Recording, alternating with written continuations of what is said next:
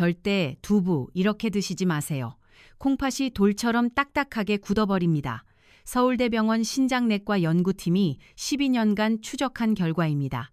여러분, 충격적인 사실 하나 말씀드리겠습니다. 우리 한국인 87%가 건강을 위해 매일 챙겨 먹는 이 두부가요. 특정 음식과 만나는 순간 여러분의 콩팥을 녹이는 치명적인 독이 됩니다. 어떻게 설명드릴까요? 두부 자체는 잘못이 없습니다. 문제는 바로 함께 드시는 반찬입니다. 저는 지난 27년간 국내외 수술실과 응급실을 오가며 수많은 콩팥 환자분들을 직접 치료해온 신장내과 전문의 최준혁입니다. 제가 오늘 이 이야기를 꺼내는 이유가 있습니다. 며칠 전 새벽 2시에 응급실로 실려오신 68살 한정숙 어르신의 안타까운 사연 때문입니다. 경기도 용인에서 혼자 사시는 이 어르신은요, 평소에 건강 관리를 위해 기름진 고기 대신 두부를 매일 밥상에 올리셨습니다. 손주들한테 짐 안 되려고 그러셨대요. 그런데 그날 밤 갑자기 허리가 끊어질 듯한 극심한 통증을 느끼시고요. 식은땀을 줄줄 흘리시며 바닥을 구르다가 구급차에 실려 오셨습니다. 산통보다 더 아프다는 요로결석이 생긴 겁니다. 검사 결과는 정말 충격적이었습니다. 콩팥에서 소변이 내려가는 길인 요관이 날카로운 돌덩이에 막혀서 퉁퉁 부어 있었고요. 콩팥 기능은 급격히 떨어져 위태로운 상태였습니다. 도대체 왜 이런 일이 벌어진 걸까요? 원인은 바로 칼슘 옥살레이트라는 결석이었습니다. 놀랍게도 어르신의 콩팥을 망가뜨린 주범은 두부 자체가 아니었어요. 문제는 두부와 매일 밥상에서 습관처럼 함께 드셨던 그 반찬이었습니다. 자, 우리가 먼저 알아야 할 중요한 원리가 있습니다. 여러분은 지금 본인의 콩팥 상태가 어떻다고 생각하십니까? 이해하기 쉽게 비유를 하나 들어볼게요. 여러분, 집에 있는 진공청소기 필터를 58년 동안 단 한 번도 청소하지 않고 교체하지도 않은 채 매일 썼다고 상상해 보십시오. 그 필터가 어떻게 되어 있을까요? 아마 먼지가 꽉 차서 바람이 통하지 않거나 곳곳이 낡아서 구멍이 숭숭 뚫려 있을 겁니다. 안타깝게도 지금 이 영상을 보시는 우리 60대, 70대 여러분의 콩팥 필터, 즉 사구체의 상태가 바로 이렇습니다. 젊었을 때의 콩팥은 아주 촘촘하고 튼튼한 채와 같아서요. 두부 같은 고단백 음식이 들어와도 영양분은 흡수하고 찌꺼기는 소변으로 시원하게 걸러냈습니다. 하지만 세월이 흘러 7순이 넘어가면요. 이 필터 조직은 수억 번 이상의 여과 과정을 거치며 얇아지고 기능이 절반 이하로 뚝 떨어집니다. 여기서 잠깐 제가 중요한 말씀 하나 빠뜨렸네요. 이런 상태에서 두부가 무조건 몸에 좋다는 생각만 가지고요. 젊을 때처럼 혹은 남들이 좋다는 대로 무분별하게 드시면 어떻게 될까요? 두부는 밭에서 나는 소고기라 불릴 만큼 식물성 단백질과 퓨린이 풍부한 음식입니다. 하지만 이 영양소들이 대사되는 과정에서 필연적으로 질소 노폐물을 만들어냅니다. 새 기계일 때는 이 노폐물을 쉽게 처리하지만요. 낡고 지친 우리 콩팥에는 이 과정 자체가 엄청난 과부하가 됩니다. 처리되지 못한 단백질 찌꺼기는 혈액 속에 둥둥 떠다니며 피를 끈적하게 만들고요. 낡은 필터 구멍을 억지로 통과하다가 결국 필터를 찢어지게 만듭니다. 여러분이 식사 후에 소변을 볼 때 거품이 일거나 몸이 붓는 이유가 바로 이겁니다. 이해되시죠? 게다가 우리처럼 나이가 들면 위산 분비량도 젊을 때의 절반 수준으로 급격히 줄어듭니다. 소화 효소도 부족한데 콩팥 필터까지 약해진 상태에서 섭취 방법마저 틀린다면요. 그건 보약을 먹는 게 아니라 내 몸에 독을 붓는 것과 다를 바가 없습니다. 자, 이제 첫 번째 상극 음식을 말씀드리겠습니다. 여러분의 냉장고 문을 한번 열어보시길 바랍니다.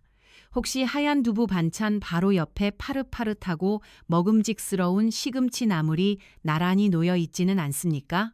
만약 그렇다면 지금 당장 그 둘을 마치 원수가족처럼 멀리 떨어뜨려 놓으셔야 합니다. 우리가 흔히 건강을 위한 밥상이라고 하면요. 잡곡밥에 심심하게 묻힌 두부 조림, 그리고 비타민이 가득하다는 시금치 무침을 떠올리곤 합니다. 특히 입맛이 없을 때 큰 양푼에 밥을 넣고 두부와 시금치를 고추장과 함께 쓱쓱 비벼서 비빔밥으로 드시는 분들이 우리 한국에는 정말 많습니다. 하지만 죄송하게도요, 콩팥 기능이 예전 같지 않은 우리 60대 이상 어르신들에게 이 두 가지를 한 입에 섞어서 넣는 행위는 어떻게 표현해야 할까요? 뱃속에 단단한 돌멩이를 만드는 공장을 짓는 것과 똑같습니다. 도대체 왜 좋은 것과 좋은 것이 만났는데 독이 된다는 것인지요? 제가 아주 쉽고 명확하게 설명을 드리겠습니다. 대한신장학회 2023년 발표 자료에 따르면요, 시금치에는 수산, 즉 옥살산이라는 성분이 채소 중에서 압도적으로 많이 들어 있습니다. 100g당 약 970mg이나 됩니다. 반대로 밭에서 나는 소고기인 두부에는 우리 뼈를 튼튼하게 만드는 칼슘 성분이 가득 들어 있죠. 각각 따로 먹으면 너무나 훌륭한 100점짜리 영양소들입니다. 하지만 이 둘이 위장 속에서 만나면요, 화학적으로 아주 무서운 결합을 시작합니다. 칼슘과 수산이 만나면 불용성 수산칼슘이라는 찌꺼기가 생성되는데요. 이것은 물에 녹지도 않고 소화도 되지 않는 마치 유리조각처럼 날카롭고 딱딱한 결정체입니다. 젊고 콩팥이 건강하여 물을 마시는 대로 콸콸 걸러낼 수 있는 사람들은요, 아주 작은 결석 성분이 생겨도 소변이나 대변으로 배출해낼 힘이 있습니다. 하지만 앞서 제가 비유했듯이 58년을 사용하여 낡고 구멍난 필터를 가진 우리 여러분의 콩팥은 상황이 완전히 다릅니다. 배출되지 못한 이 미세한 돌멩이들은 콩팥 가장 깊은 곳인 신우나 소변이 내려가는 좁은 길인 요관에 차곡차곡 쌓이게 됩니다. 상상해 보십시오. 우리 여러분의 콩팥, 그 연하고 부드러운 살에 유리조각처럼 날카로운 돌들이 박혀서 긁히고 있는 모습을 말입니다. 이것이 점점 커져서 신경을 건드리면 바로 요로결석이 되는데요. 그 고통은 아이를 낳는 산통에 비유될 정도로 끔찍하고 처절합니다. 실제로 제가 응급실 당직을 서던 어느 날이었습니다. 옆구리를 부여잡고 바닥을 기어서 들어오신 73살 환자분이 계셨어요. 충청남도 천안에서 자영업을 하시던 김순자 어르신이셨는데요. 그분은 평소에 건강을 끔찍히 생각하셔서 매일 아침마다 시금치와 두부를 넣은 된장국을 끓여 드셨다고 했습니다. 검사를 해보니 콩팥 안에 수많은 돌들이 가득 차 있었고요. 그 돌이 움직일 때마다 칼로 찌르는 듯한 통증을 유발하고 있었습니다. 환자분은 제 손을 잡고 울먹이셨습니다. 선생님, 저는 몸에 좋은 채소와 콩만 골라서 먹었는데 왜 제 몸에 돌이 생깁니까? 그분의 눈물 앞에서 저는 의사로서 너무나 마음이 아팠지만요, 냉정하게 말씀드릴 수밖에 없었습니다. 어머니, 아무리 좋은 재료도 궁합이 맞지 않으면 독약이 됩니다. 특히 시금치뿐만 아니라 근대나 비트 같은 채소들도 수산이 많아 두부하고는 상극입니다. 어떤 분들은 시금치를 끓는 물에 데치면 수산이 빠져나가니 괜찮지 않냐고 물으십니다. 물론 데치면 수산이 꽤 많이 줄어드는 것은 사실입니다. 세브란스 병원 영양연구팀에 따르면 약 53%까지 줄어든다고 해요. 하지만요, 콩팥 기능이 이미 경계선에 있거나 약해진 우리 분들에게는 남아있는 적은 양의 수산조차도 치명적인 반격이 될 수 있습니다. 그러니 가장 안전하고 확실한 방법은요, 두부를 드실 때만큼은 절대로 시금치를 식탁에 올리지 않는 것입니다. 두부가 있는 날엔 시금치를 냉장고 깊숙이 넣어두시고요. 시금치가 있는 날엔 두부를 밥상에서 빼는 지혜가 필요합니다. 우리 여러분의 콩팥은 침묵의 장기입니다. 돌이 꽉 차서 피가 나고 막힐 때까지 비명 한번 지르지 않고 참아냅니다. 그러다 통증이 시작되면 이미 늦은 겁니다. 오늘 저녁 밥상을 차리실 때 습관적으로 두부 옆에 시금치 나무를 놓고 계셨다면요, 지금 당장 멈추십시오. 그 작은 멈춤이 우리 여러분을 차가운 수술대 위에 눕지 않게 만드는 가장 크고 확실한 보험입니다. 자, 두 번째입니다. 시금치보다 더 흔하게, 아니, 거의 모든 우리 한국인의 밥상에서 매일 벌어지는 실수가 하나 더 있습니다. 우리가 식당에 가서 순두부찌개를 시키거나 집에서 두부볶음을 할 때요, 습관적으로 그 위에 송송 썰어서 듬뿍 올리는 것이 있습니다. 바로 대파와 쪽파입니다. 하얀 두부 위에 초록색 파가 올라가야 색깔도 예쁘고 먹음직스러워 보이기 때문에요. 이것은 마치 한국 요리의 불문율처럼 여겨져 왔습니다. 하지만 오늘 이 시간 이후로 우리 여러분의 뼈 건강과 콩팥을 위해서라면 이 고소한 두부와 알싸한 파의 만남을 냉정하게 갈라놓으셔야 합니다. 지금 이 말씀을 듣고요. 아니, 원장님 파가 감기에도 좋고 혈액순환에도 좋다는데 왜 두부랑 먹으면 안 됩니까? 이렇게 반문하시는 분들이 분명 계실 겁니다. 맞습니다. 파는 그 자체로 훌륭한 식재료입니다. 하지만 문제는 효율성입니다. 우리 여러분이 나이가 들어서 굳이 고기 대신 두부를 챙겨 드시는 가장 큰 이유가 무엇입니까? 바로 두부 속에 들어있는 풍부한 칼슘을 섭취하여 구멍 숭숭 뚫린 뼈를 채우고 골다공증을 막기 위함이 아닙니까? 그런데 이 귀한 두부에 파를 썰어 넣는 순간요, 우리 여러분은 비싼 돈을 주고 산 두부의 영양가를 스스로 쓰레기통에 버리는 것과 똑같은 행동을 하시는 겁니다. 삼성서울병원 영양의학팀 연구에 따르면요, 파에는 인과 유황, 그리고 앞서 말씀드린 옥살산 성분이 꽤 많이 들어 있습니다. 두부의 칼슘이 우리 몸에 흡수되려 할 때요, 파에 들어있는 이 성분들이 칼슘을 가로채서 배설물로 만들어 몸 밖으로 내보내버립니다.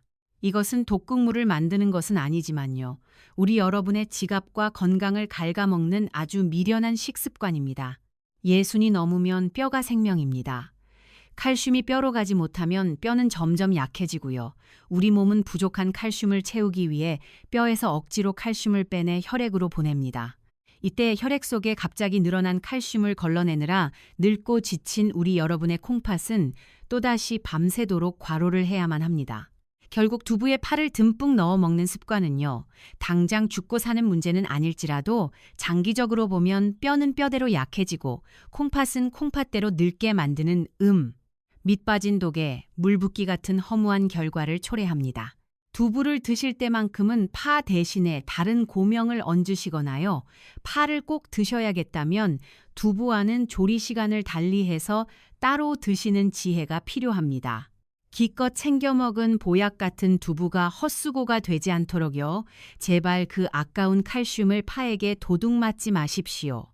우리 여러분의 뼈와 콩팥은 그 칼슘 한 방울이 너무나 절실한 상태입니다. 자, 이제 시금치나 파보다 훨씬 더 치명적이고 직접적으로 우리 여러분의 생명을 위협하는 세 번째 상극조합을 공개하겠습니다. 특히 고혈압 약을 드시고 계시거나 아침에 일어났을 때 얼굴과 손발이 퉁퉁 붓는 분들이라면요, 지금부터 드리는 말씀을 정말 목숨 걸고 들으셔야 합니다. 우리 여러분은 보통 두부를 드실 때 어떻게 드십니까? 두부는 맛이 담백하고 심심하기 때문에요, 짭조름한 양념 간장에 푹 찍어 드시거나 아예 두부조림으로 짜게 졸여서 드시는 경우가 대부분일 겁니다. 바로 이 습관이 우리 여러분의 콩팥을 소금물에 절여서 서서히 죽어가게 만드는 소리 없는 살인자입니다. 제가 진료했던 74살 박성호 어르신의 사례가 바로 그랬습니다. 경상북도 구미에서 퇴직 후 텃밭을 가꾸시던 분이셨어요. 박 어르신은 11년 넘게 고혈압과 당뇨를 앓고 계셨는데요, 콩팥 수치가 나빠지고 있다는 진단을 받고 큰 충격을 받으셨습니다. 그래서 그날부터 밥상에서 찌개와 김치를 싹 치우시고요, 대신 싱거운 물두부를 주식으로 드시기 시작하셨습니다. 맵기 따뜻하게 데친 두부 한 모를 드셨으니 누가 봐도 건강식단이라고 칭찬할 만한 상황이었죠. 그런데 이상하게도 2달 뒤 병원을 찾으셨을 때요, 어르신의 혈압은 오히려 더 치솟아 있었고 다리는 손가락으로 누르면 자국이 안 나올 정도로 심하게 부어 있었습니다. 콩팥 기능은 위험 수위까지 떨어져 있었죠. 어르신은 저에게 억울함을 호소하셨습니다. 원장님, 저는 맨물에 삶은 두부만 먹었는데 왜 제 몸이 이 모양입니까? 제가 식사하시는 모습을 자세히 여쭤보니 문제는 두부가 아니라 두부를 먹는 방식에 있었습니다. 어르신은 두부가 너무 싱거우니까 맛을 내기 위해요, 파와 마늘, 고춧가루가 잔뜩 들어간 양념 간장을 식탁에 두고 두부를 그 간장에 아주 푹 담갔다가 드셨던 겁니다. 우리 여러분, 두부의 표면을 자세히 보신 적이 있습니까? 두부는 겉으로 보면 매끄러워 보이지만요. 현미경으로 들여다보면 스펀지처럼 수만 개의 미세한 구멍이 뚫려 있는 구조입니다. 이 스펀지 같은 두부를 간장에 찍는 순간 어떤 일이 벌어질까요? 두부의 수만 개의 구멍들이 간장의 소금기를 순식간에 빨아들입니다. 우리 여러분은 겉보기에 하얀 두부를 드신다고 생각하지만요. 실제로는 소금물을 가득 머금은 소금 폭탄을 씹어 드시는 것과 똑같습니다. 아, 나이가 들어 낡아버린 우리 콩팥 필터에게 소금, 즉 나트륨은 쥐약과도 같습니다. 국립보건연구원 자료에 따르면요. 혈관 속에 나트륨이 많아지면 삼투압 현상 때문에 혈관이 주변의 물을 닥치는 대로 끌어당깁니다. 그러면 혈액의 양이 급격히 늘어나고 혈압이 펑 하고 터질 듯이 올라갑니다. 콩팥 사구체는 이 엄청난 압력을 견디다가 결국 터지거나 막혀버리게 되는 것입니다. 박성호 어르신은 건강을 위해 두부를 선택했지만요. 그 스펀지 같은 성질을 이해하지 못한 채 간장을 곁들임으로써 오히려 콩팥을 망가뜨리는 독을 매일 드셨던 셈입니다. 콩팥이 나쁜 분들에게 두부와 양념 간장의 조합은 밥상 위의 시한폭탄입니다. 그런데 사실 이 습관을 고치기가 정말 어렵습니다. 왜냐하면 수십 년 동안 짭짤한 간장 맛에 길들여진 입맛 때문이기도 하지만요. 보통 집에서 며느리나 아내분이 요리를 해주시는 경우 싱겁게 해달라고 말하기가 미안해서 그냥 드시는 분들이 많기 때문입니다. 주는 대로 먹어야 가정에 평화가 온다는 말도 있지 않습니까? 하지만 우리 여러분, 이건 예의 문제가 아니라 생존의 문제입니다.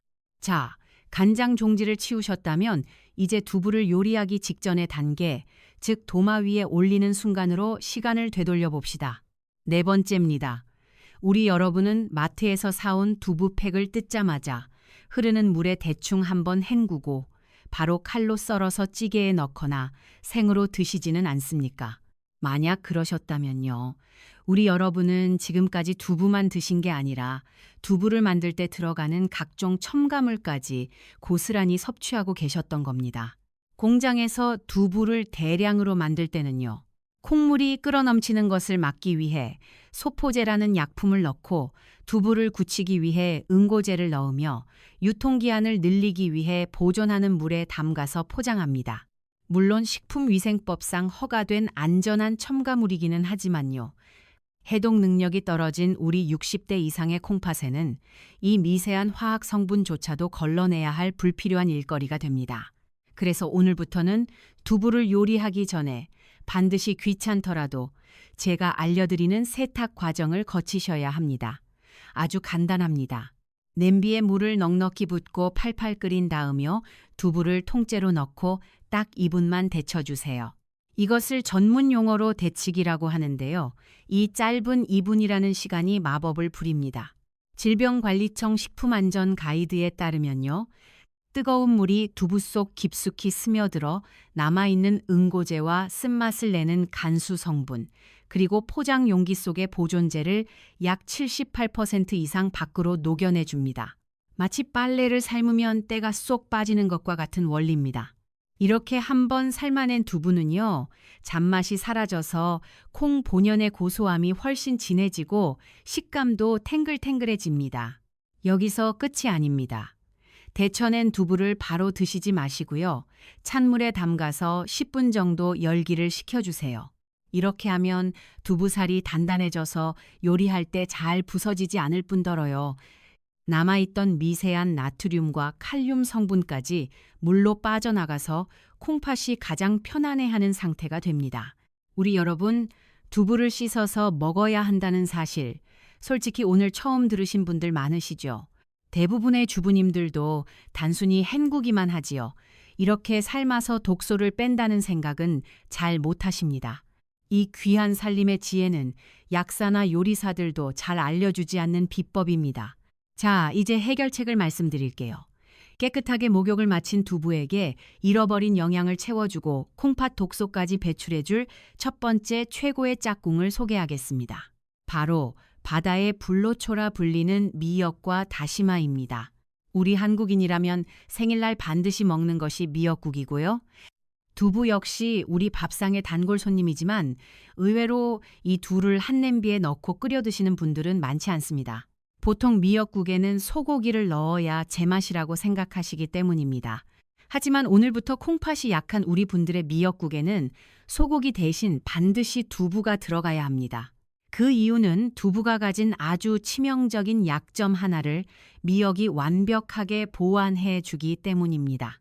두부에는 항암 효과가 뛰어나고 혈관을 청소해주는 사포닌이라는 아주 훌륭한 성분이 들어 있습니다. 그런데 이 사포닌에게는 한 가지 아쉬운 부작용이 있습니다. 바로 우리 몸의 신진대사를 조절하는 필수 무기질인 요오드를 몸 밖으로 배출시킨다는 점입니다. 갑상선 호르몬의 원료인 요오드가 부족해지면요, 갑상선 기능이 떨어지면서 온몸의 대사가 느려지고 이는 곧 콩팥으로 가는 혈류량을 줄어들게 하여 콩팥을 병들게 합니다. 이때 요오드의 황제인 미역과 다시마가 등장하면 상황은 완전히 역전됩니다. 서울아산병원 갑상선센터 연구에 따르면요, 미역의 풍부한 요오드가 두부 때문에 빠져나간 요오드를 즉각적으로 채워주어 갑상선을 보호하고요, 결과적으로 콩팥이 힘차게 일할 수 있는 환경을 만들어줍니다. 더 놀라운 것은 미역의 끈적끈적한 점액질 성분인 알긴산의 능력입니다. 이 알긴산은 콩팥 필터에 달라붙어 있는 미세한 중금속과 노폐물들을 마치 자석처럼 흡착해서 몸 밖으로 끌고 나가는 천연 해독제 역할을 합니다. 실제로 제가 진료했던 65살 이영희 어르신의 사례를 말씀드리고 싶습니다. 전라남도 목포에서 퇴직 교사로 계시던 분이셨어요. 이 어르신은 만성 콩팥병 3기 진단을 받으시고 단백질 섭취가 두려워 두부조차 멀리 하셨던 분입니다. 고기도 못 먹고 두부도 안 드시니 기력이 쇠하여 걷기조차 힘들어 하셨죠. 저는 이 어르신께 일주일에 3번 소고기 없는 두부 미역국을 처방했습니다. 여기서 중요한 것은 조리법입니다. 이 어르신은 제 처방대로 냄비에 참기름 대신 들기름을 살짝 두르고요, 불린 미역을 달달 볶다가 물을 붓고 끓어오르면 미리 데쳐둔 두부를 깍둑썰기해서 넣으셨습니다. 간은 국간장을 아주 조금만 사용하여 심심하게 맞추셨죠. 소고기에서 나오는 인성분이 없으니 콩팥에 부담이 없고요. 두부의 단백질과 미역의 해독작용이 시너지를 일으켜 2달 뒤 검사에서 이 어르신의 크레아티닌 수치는 놀랍도록 안정적인 범위로 돌아왔습니다. 어르신은 이제 두부 미역국 없이는 밥을 못 먹겠다고 하실 정도로 활력을 되찾으셨습니다. 우리 여러분도 오늘 저녁 비싼 보약 대신요, 마트에 가서 1,000원이면 사는 물미역 한 팩과 두부 한 모를 사오십시오. 그 소박한 한 그릇이 우리 여러분의 콩팥을 씻어내고 다시 뛰게 할 것입니다. 자, 미역으로 콩팥을 깨끗하게 씻어냈다면요, 이제는 그 빈자리를 튼튼한 근육과 새로운 활력으로 채워줄 2번째 기적의 짝꿍을 만나볼 차례입니다. 바로 완전 식품의 대명사인 달걀과 붉은 보석 토마토입니다. 제가 진료실에서 우리 어르신들을 뵈면 가장 안타까운 점 중 하나가 바로 고기를 드시지 않는다는 것입니다. 콩팥에 단백질 찌꺼기가 남을까봐 혹은 소화가 안 된다는 이유로 고기를 멀리하고 풀만 드시는 분들이 정말 많습니다. 하지만 우리 여러분, 나이가 들어서 근육이 빠지는 근감소증이 오면 그것이야말로 콩팥을 망가뜨리는 지름길이라는 사실을 아십니까? 근육은 우리 몸의 혈당을 조절하고 콩팥을 지지해주는 버팀목인데요. 이 버팀목이 사라지면 콩팥은 홀로 모든 충격을 감당해야 하기 때문입니다. 이때 콩팥에 무리를 주지 않으면서도 빠져나가는 근육을 꽉 잡아주고 뼈까지 챙길 수 있는 최고의 조합이 바로 두부와 달걀, 그리고 토마토를 함께 드시는 것입니다. 먼저 달걀이 두부와 만나면 어떤 일이 벌어지는지 설명해 드리겠습니다. 두부에는 칼슘이 많지만요, 안타깝게도 이 칼슘은 혼자서는 우리 몸에 잘 흡수되지 않습니다. 이때 달걀 노른자의 풍부한 비타민 D가 우리 몸속으로 들어오면요, 두부의 칼슘을 뼛속으로 실어 나르는 아주 훌륭한 운반책 역할을 합니다. 또한 달걀의 단백질은 생물가가 높아서 적은 양으로도 우리 몸에 필요한 필수 아미노산을 모두 채워주기 때문에요, 고기를 먹지 않아도 근육이 빠지는 것을 완벽하게 막아줍니다. 여기에 토마토가 더해지면 금상첨화입니다. 토마토의 붉은색을 내는 리코펜이라는 성분은 콩팥 세포의 산화를 막고 염증을 가라앉히는 아주 강력한 항산화 물질입니다. 특히 콩팥이 약한 우리 분들은 만성적인 염증 수치가 높은 경우가 많은데요. 토마토가 이 불을 꺼주는 소방수 역할을 하는 것입니다. 어떤 분들은 토마토의 칼륨을 걱정하시지만요. 두부 달걀과 함께 기름에 볶아서 익혀 드시면 칼륨 수치는 조절되면서 리코펜의 흡수율은 생으로 먹을 때보다 무려 4.7배 이상 높아집니다. 그럼 이 세 가지를 어떻게 먹는 것이 가장 좋을까요? 저는 환자분들에게 밥 대신 주식으로 드실 수 있는 두부 달걀, 토마토 볶음을 권해드립니다. 만드는 법은 라면 끓이는 것보다 쉽습니다. 프라이팬에 올리브유나 들기름을 두르고요. 으깬 두부와 썰어둔 토마토를 먼저 볶습니다. 토마토가 뭉근하게 익어갈 때쯤 달걀을 풀어서 스크램블 하듯이 같이 볶아주기만 하면 됩니다. 간은 소금 대신 새우젓 국물을 아주 조금만 넣어서 감칠맛을 내십시오. 이렇게 만든 한 그릇은 소화가 너무나 잘 되어서 위장에 부담이 없고요. 밤새 콩팥을 괴롭히지 않으면서도 다음날 아침에 넘치는 기력을 선물해 줍니다. 밥을 먹지 않아도 속이 든든하고요. 무엇보다 일주일만 드셔보시면 아침에 일어날 때 몸이 깃털처럼 가벼워지는 것을 느끼실 수 있을 겁니다. 많은 분들이 콩팥을 살리기 위해 비싼 녹용을 먹거나 이름 모를 건강기능식품을 해외에서 직구해서 드시곤 합니다. 하지만 의사인 제가 분명하게 말씀드립니다. 우리 여러분, 제발 기적 같은 약이나 뜬구름 잡는 비법을 믿지 마십시오. 대신 우리 여러분의 식탁 위에 있는 확실한 지식과학을 믿으십시오. 비싼 돈을 들이지 않아도 오늘 제가 알려드린 이 두부 달걀 토마토 볶음을 일주일에 딱 3번만 챙겨 드셔보십시오. 그렇게 꾸준히 실천하신다면요. 우리 여러분은 더 이상 저 같은 의사를 만나러 병원에 오실 필요가 없어질 것입니다. 우리 여러분의 건강은 먼 곳에 있는 파랑새가 아니라 바로 부엌 냉장고 속에 이미 들어와 있습니다. 이제 마지막입니다. 우리 여러분의 하루를 시작하는 아침 식탁에서 일어날 수 있는 가장 위대한 변화에 대해 말씀드리겠습니다. 저를 찾아오셨던 70살 정재호 어르신의 이야기는 바로 이 영상을 보시는 우리 여러분의 내일이 될 수도 있습니다. 강원도 춘천에서 홀로 사시던 퇴직 공무원이셨어요. 이 어르신은 밤마다 소변이 마려워 5번 이상 깨어나야 했고요. 그 때문에 늘 피로에 시달리셨습니다. 콩팥이 소변을 농축하는 기능을 잃어버렸기 때문입니다. 병원에서는 노화 현상이라며 약을 주었지만요. 입이 마르고 기운이 빠지는 부작용 때문에 괴로워하셨습니다.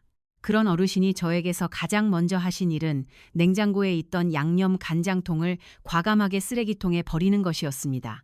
그리고 그 빈자리에 한국의 올리브유라 불리는 생들기름과 볶은 통깨를 채워 넣으셨습니다.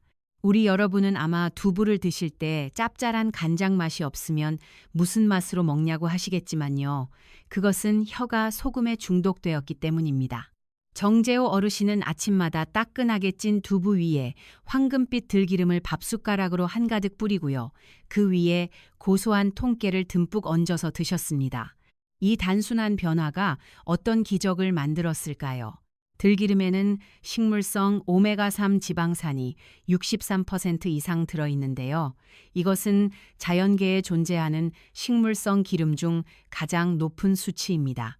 이 오메가3 성분은 딱딱하게 굳어가는 콩팥 미세혈관을 부드럽게 만들어주는 최고급 윤활유 역할을 합니다. 혈관이 부드러워지니 혈액순환이 원활해지고요. 콩팥은 비로소 숨을 쉬게 됩니다. 또한 함께 뿌린 통깨 속에 들어있는 아연과 세사민 성분은 콩팥의 노화를 막는 강력한 방패막이 되어줍니다. 어르신은 이렇게 드신 지 딱 3달 만에 저에게 환한 얼굴로 찾아오셨습니다. 원장님, 이제 밤에 한 번도 안 깨고 푹 잡니다. 그리고 소변에 그 많던 거품이 싹 사라졌습니다. 약으로도 해결되지 않던 야간요가 식탁 위 양념 하나를 바꿈으로써 해결된 것입니다. 이것은 우연이 아닙니다. 나쁜 기름과 소금을 치우고 그 자리에 혈관을 살리는 좋은 기름을 채웠기 때문에 일어난 너무나도 당연하고 과학적인 결과입니다. 우리 여러분도 내일 아침부터 당장 실천해 보십시오. 간장의 짠맛 대신 들기름의 향긋한 향기와 통깨의 고소함이 입안 가득 퍼질 때요. 우리 여러분의 콩팥 세포 하나하나는 기뻐서 춤을 출 것입니다. 억지로 먹는 건강식이 아닙니다. 고소하고 부드럽고 목 넘김조차 편안한 이 두부 들기름찜이 우리 여러분의 콩팥 시간을 10년 전으로 되돌려 놓을 것입니다. 자, 이제 우리 여러분은 두부를 어떻게 먹어야 독이 되고 어떻게 먹어야 약이 되는지 완벽하게 이해하셨을 겁니다. 오늘 제가 우리 여러분과 나눈 이야기들은 단순히 무엇을 먹지 말고 무엇을 먹으라는 기계적인 식단표가 아닙니다. 그것은 바로 우리 몸의 소중한 생명줄인 콩팥을 지키고 평온한 노후를 설계하는 가장 지혜로운 삶의 태도에 관한 이야기였습니다.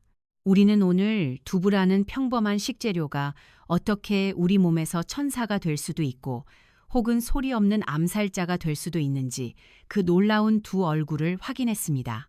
시금치와 만나 돌을 만들고요. 파와 만나 칼슘을 낭비하며 간장과 만나 콩팥을 조여오던 그 위험한 습관들을 이제는 과감히 끊어내셔야 합니다.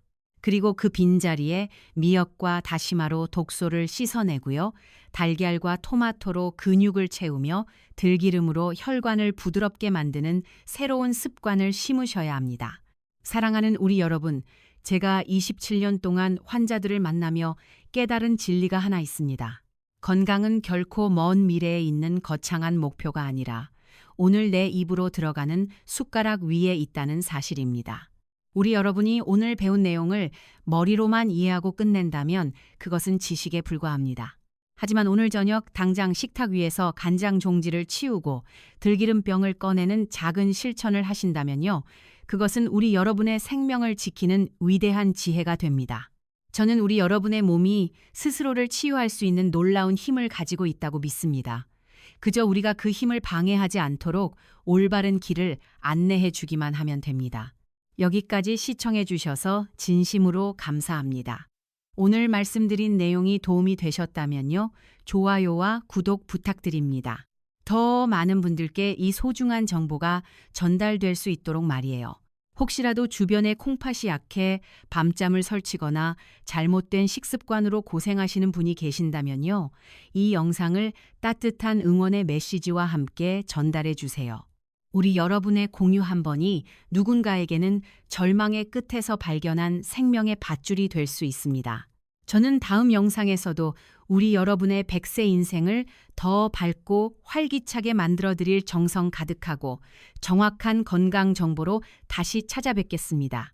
우리 여러분, 오늘도 내 몸을 가장 귀하게 여기는 건강하고 행복한 하루 보내십시오. 진심으로 감사합니다.